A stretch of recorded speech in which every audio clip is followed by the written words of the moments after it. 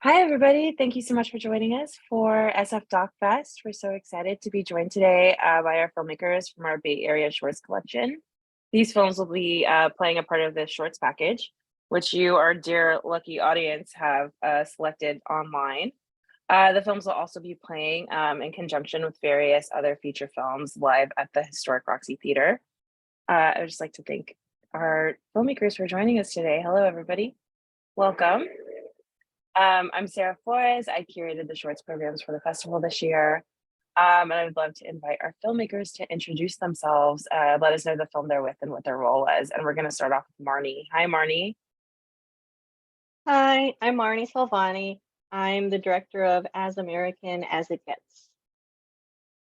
Awesome. Thank you so much for being here. Hey, Julia, how's it going? It's going. Hi, thank you for programming the film.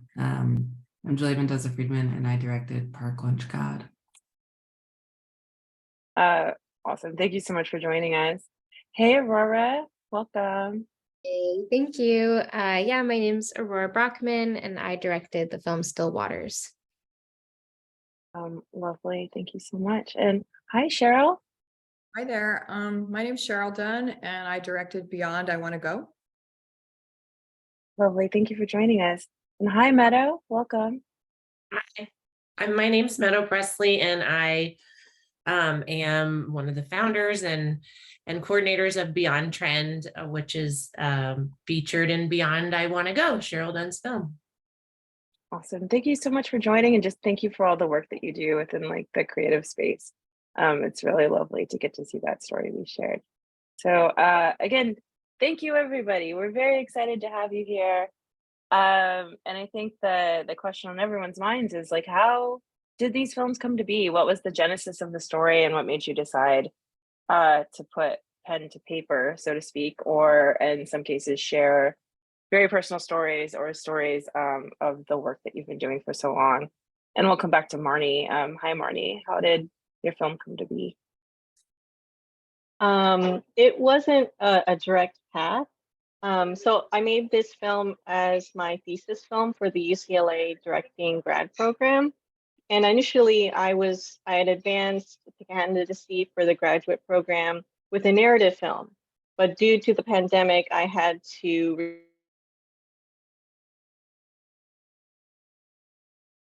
Marnie, I think that you froze. kind of a Technology. one-woman. I'm sorry, I think Oh, you no. froze. Kind of right at you had advanced to candidacy and you had to pivot to documentary. Got it. So I instead made a film about my family, which kind of tackled themes that I had tackled in the narrative film. So I was still able to focus on family, on immigration, because it was such at the forefront at my mind at the time. And so that's kind of why not, record this period of time and let people understand like what my family was going through. That's where my film came from. That's a really beautiful way of making lemonade. So thank you so much for sharing that journey. Hi, Julia. Can you talk about your abstract, beautiful, interesting film? Sure. The idea originated, I'm just really fascinated with the way that architecture influences like human behavior in urban spaces and the way that it either creates community or isolates. So I had just moved from New York, and which is basically the birthplace of privately owned public spaces. And I saw them applied in San Francisco, which is already suffering just like a growing class sort of conflict. And those spaces were just really fascinating and alien and dehumanizing. And it turns out that like their architecture came from like the neo-futurist movement that was sort of designed to generate like ambition within workplaces. So I was just really interested in like sort of that dichotomy of like what is private and what is public and what is the blurring of boundaries and whom does that benefit. So an exploration. That's awesome. It was your film was shot on film, Yeah, my film was shot on a Bolex, which was crazy. Who does that these days? You crazy kids. It looks really beautiful. It's really cool. Thank you so much for sharing. Aurora, actually, I feel like you and Marnie have some similarities within your approach to storytelling as well as subject matter. Again, incredibly personal story to share. Can you kind of talk about how you decided to kind of turn that lens inward and share your story?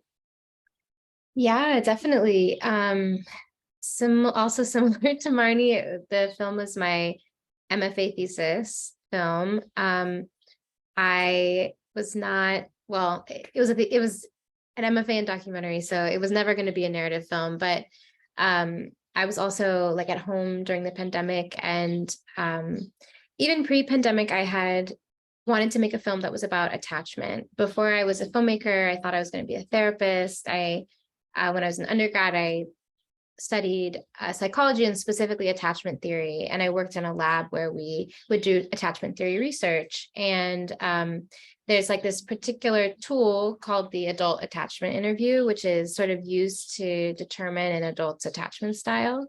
And my initial like sort of impetus for the film was I was going to make a film that was sort of a chorus of voices of different people, different people's responses to this interview, which sort of asks the participants to recount their earliest memories of their relationship with both of their parents, but primarily with their mother.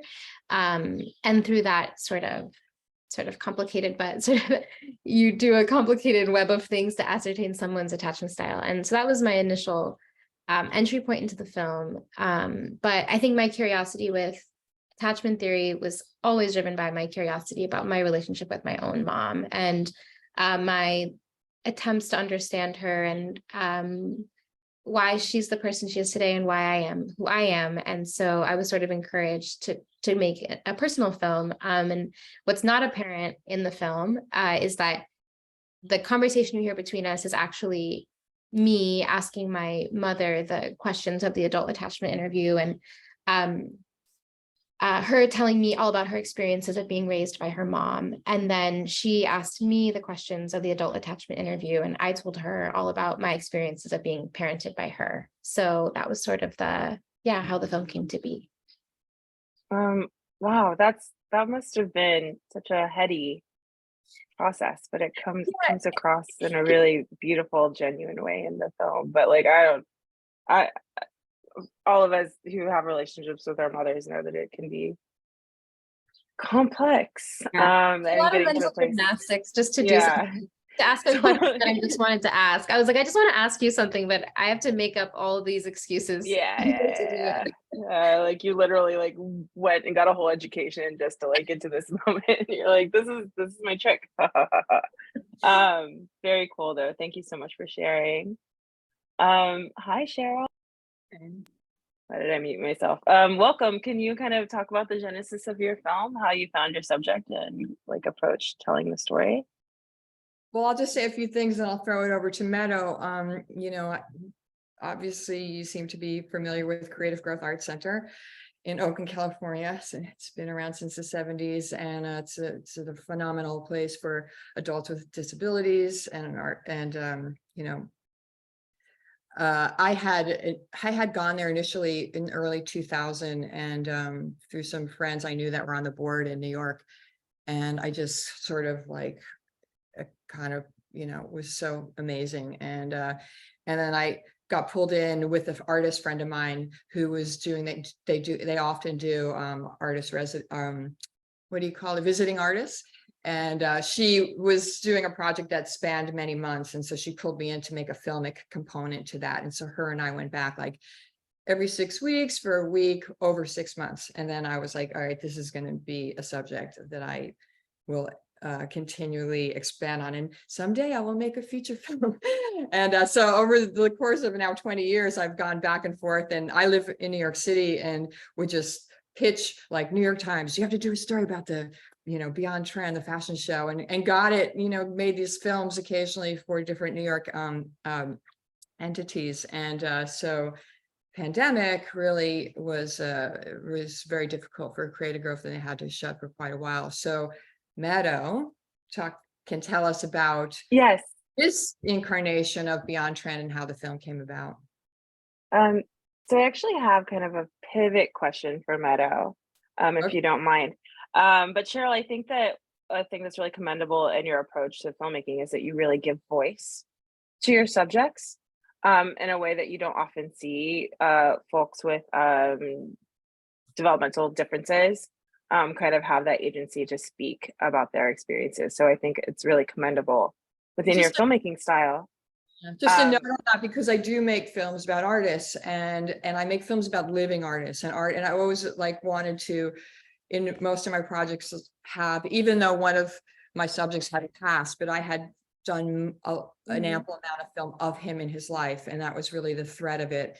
And then my first feature was living artists. And and with creative growth, I had personal relationships with some of the artists, but it's if you've ever been in there, it's this giant former car showroom, and it's vast and it's amazing, but sound is difficult. So with this instance, I got to actually create a DIY sound room upstairs and Mhm. interview, in some cases, with interpreters and sign language signers, and like with artists that I had been observing on the runway and observing in the studio for many, many years, but I personally had no way to communicate with them. So I was able to do this, and it was like really an amazing experience for me, and I hope for them. But to me, it's very important, if the artist is there, to have them Mhm. speak about their inspiration and their work themselves, instead of, and with outsider art, it is often the case where someone else is talking about an artist. So, I Yes. really want to not do that. Yes, and it's very clear in the way that you give your subjects agency. So thank you so much. Meadow, I mean, first off, just thank you so much for the work that you do. I think it's so important to foster spaces for creativity and expression, especially for folks that are sadly often overlooked. Can you kind of talk about your perspective of like welcoming in the filmmaking process, and how you kind of mediate between the filmmaker and your artists? Well, I'll just start off by saying Beyond Trend is a fashion show that we have. It's like been a live runway show for that was our 10th anniversary runway show that Cheryl made the film for. And like she said, it was the pandemic. So a lot of the artists have very, health conditions that weren't going to allow it to be live. So we had this idea, well, let's make a film. Cheryl's been every year, and she has all this footage, and we'll do a live runway show. But we didn't do a runway show, we did it in front of a green screen. And so Cheryl came in and we had the filming, and it was so accessible. So many artists were able to come and be filmed in front of the green screen that would be not able to be in a large theater space and walk down the runway with like 1,000 people in the audience. That would be too scary for them. So we had more artists than ever. And then like the transition, like Cheryl said, of being able to just really spotlight each artist individually was really special. And we've done so much with accessibility over the past couple of years with our interpretation. We have interpreters in Farsi, Cantonese, Spanish, ASL, and it was really great to see these partnerships between the artists, and just to be able to spotlight them in the way that Cheryl did individually. And then, just also to celebrate them and the awesome work that they've been doing for all these years. So it was just really special. It is indeed. Thank you so much for sharing that. Marnie, I wanted to come back to you to just talk about, like, obviously this wasn't the story that you set out to tell. But in the process, did you find a sense of catharsis or greater understanding for like what your mother was going through? Like how did the filmmaking process kind of evolve your relationship? Oh, that's a good question. Because I think because I had initially approached it in a narrative lens, I was kind of trying to distance myself from the issue. Because I was also taking it in a humorous way because it's just was so overwhelming at that point. But because it was a documentary and I had to sit there and directly ask her questions about her history and what was going on in her life, I couldn't shy away from the fact that it's, quote unquote real, it's happening, and that it's been kind of this cloud that's been hanging over my family's heads for quite a while. But I think it did bring us closer because we were able to have, several hours of interviews where we got comfortable and I was able to ask it, a few deeper questions about their decisions and how they felt about the decision to come to the United States and how it wasn't or was what they expected it to be. So I think that enlightened me to, because I think they came around here around my age now. So I got a sense of like the immensity of that decision and then comparing it to where I am now and their decision leading me to be here and to be able to pursue what I want to do. It was kind of a little bit full circle and really developed and evolved a relationship to like understand each other better about who the decisions we made and how it made us who we are. Especially since we didn't really talk about a lot of these things, especially growing up. And since I was younger during some of the issues that were coming up, I think I'm now old enough for them to speak to me about it more equally. So there is a greater understanding for all of us after this film. That's really beautiful. Thank you so much for sharing.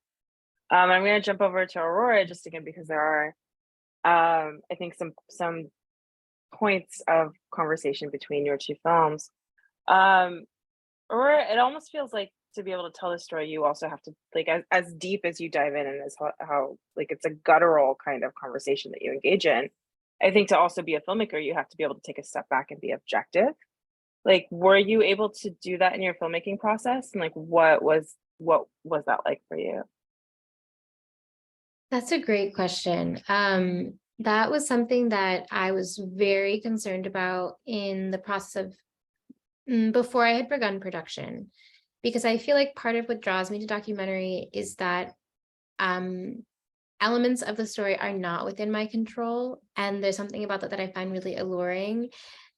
And that almost allows me to like have this sense of like profound acceptance because I'm like, this was not within my control, not entirely. And so I have to sort of make something of what the world gives me. And I wasn't sure how I could place myself in a film and not always be in my director brain or my editor brain and be censoring myself. And like, how could I have this kind of the vulnerability and authenticity that is what draws me to documentary, how that could really be present in this story when I was also in it. But then I found that like in engaging in these conversations with my mother, the stakes of maintaining our relationship and making sure that we were like caring for one another properly and that I wasn't breaking something that I couldn't mend, that was so overwhelming that I completely like the concern about the film was like not there. I'm like, I just need to make sure that my mom and I like still can have like a functioning relationship, even as we are attempting to like traverse into territory between us that we have never gone to, and that is like deeply, deeply, deeply painful. And so I think that all of the like attachment stuff like comes up and way outweighed the significance of a film. And so I think what's there is actually like really very honest, maybe uncomfortably honest and uncomfortably vulnerable, because I really wasn't able to have control of the situation and be the objective like director that I wanted to be. Actually, I felt like I was sort of falling apart in the process of making the film, and I think the film is like an honest reflection of that kind of disintegration. And so yeah, it's interesting. It's been a journey with the film, and kind of coming to a place of acceptance of it, even because I am so close that it's hard to enjoy a film that's also like about some of like your most core pains. I think it was just a new way of filmmaking that I will never do again, but I'm glad I did just one time. Yeah, I like, again, hats off. Really, really beautiful, intimate filmmaking. So thank you for sharing. Julia, your film almost takes an extra step back, right? I was wondering if you could talk about your use of your framing device, which I think kind of serves a purpose of kind of removing a sense of humanity that kind of accentuates the topic of like this like closed off spaces. Can you talk about your thought process behind that? Yeah, for me, there was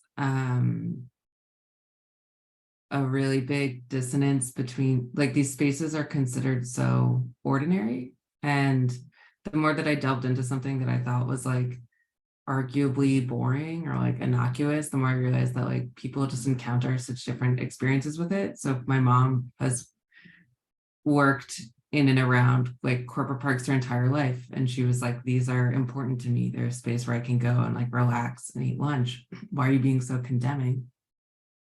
And because at first I like was really condemning. I was like, these places suck. And then I just had to constantly kind of figure out who would find these spaces interesting, and to try to figure out a framing device for someone who had never seen them before or encountered them before, because they're so normal that it's impossible to think about being struck by that as like just a passerby. So that's kind of became the genesis of the voice, is trying to figure out who I was. Am I a historian? Am I a time traveler? Am I someone like, where could I kind of come in at this angle that I could actually examine everything that I wanted to? Because if I was coming in as myself or someone like my mother, or then it would never cross my mind to like stop and look. So Yeah, that's what it's almost like you're like a space traveling anthropologist. Like it's a really cool access point to the storytelling. Thank you so much. Hi Meadow. I would just love to know about kind of your thought process when you open up to share these stories to the public. So like, how do you work with the artists and kind of help them prepare to interact with new folks that are going to be doing the storytelling, and kind of enlist the support that's needed to kind of get them ready for that process? Well, Cheryl's been coming to Creative Growth for like 20 years. So she knows a lot of artists, and we have a lot of people, coming in to do different projects.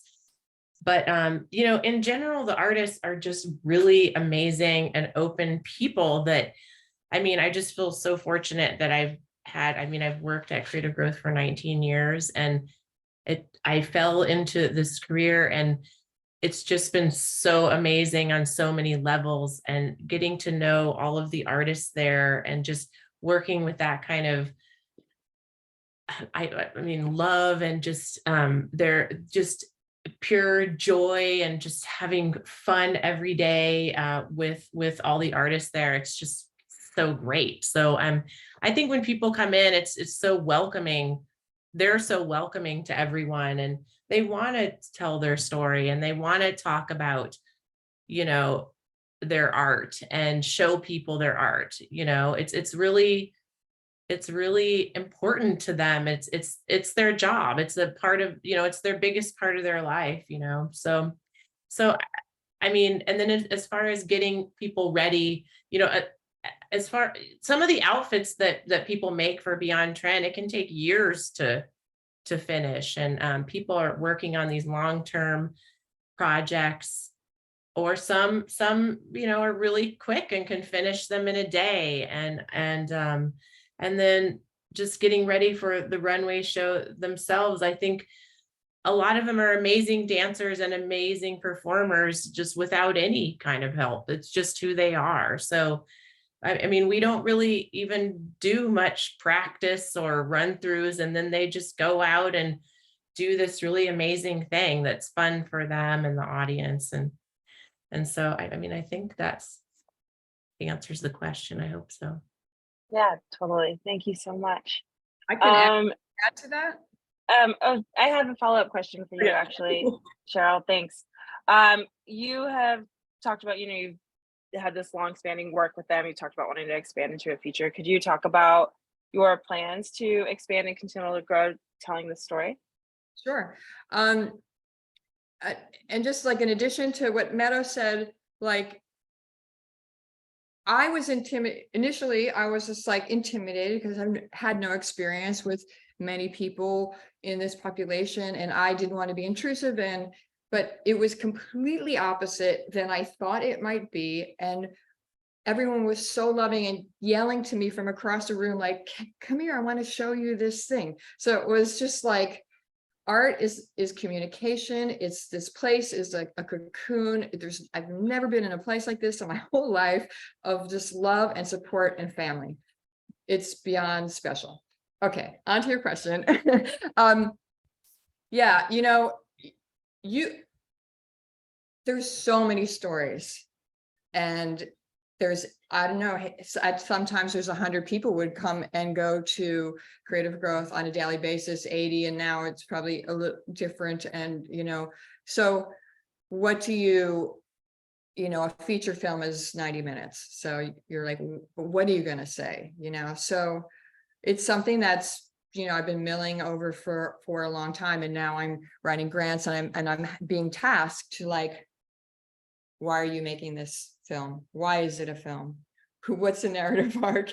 How does it start? How does it end? So it's you know, it's complicated because I want it to be about everything and everybody, but you know, you have to, and I always see that film is really, it's a portal, it's a door, it's a window. It's about us, it's a story. It's so people go, holy shit, and then they go deeper. I mean, my last film, someone wrote me a DM saying like, it was about Dash Snow. They're like, I never knew anything about all these New York artists. And it took me 4 hours to watch your movie because I kept stopping and going and Googling these people. And that's like the hope, you know, you're just like, let me show you an engaging, emotional, fascinating, unbelievable story that will make you support this place, to go deeper, to learn about the 50 other people, you know. So it's a challenge to choose that, but I think that the Creative Growth Arts Center is like it's a web that pulls all of these stories together. So if you make a story about the place and a few characters, everyone gets included, and that's what I'm trying to do. That was a bad answer. Sorry. No, you're finding kind of the through line and bringing together the years of work that you've been doing. It totally makes sense. I tell people in New York, you know, it's West Coast knows about it, and I'm just like, oh my God, this place. And you're like, you know, it's an amazing place. There's so many amazing people. And so you have to narrow it down. I mean, right now, like, I'm very excited because James Murphy from LCD Sound System has become a big collector, and they have work in this big club. So when you know, and we did a Beyond Trend event in New York City and like Mhm. very successful. So, you know, to spread it out to other Yeah. parts of the world is really rewarding. And film is very far reaching. It's And the people's medium. Yeah. that's my dream, actually. Yeah. Well, I wish you the best of luck. I know that you're gonna get it there, so we can't wait to see it when it comes out. And that's all the time we have for today. I will add for our audience, we recorded this on Mother's Day, which I think feels a little appropriate for some of the themes within the shorts collection. So again, thank you all so much for making the time and sharing your stories. We really appreciate getting to know you. Thanks. Thank you. Thank you.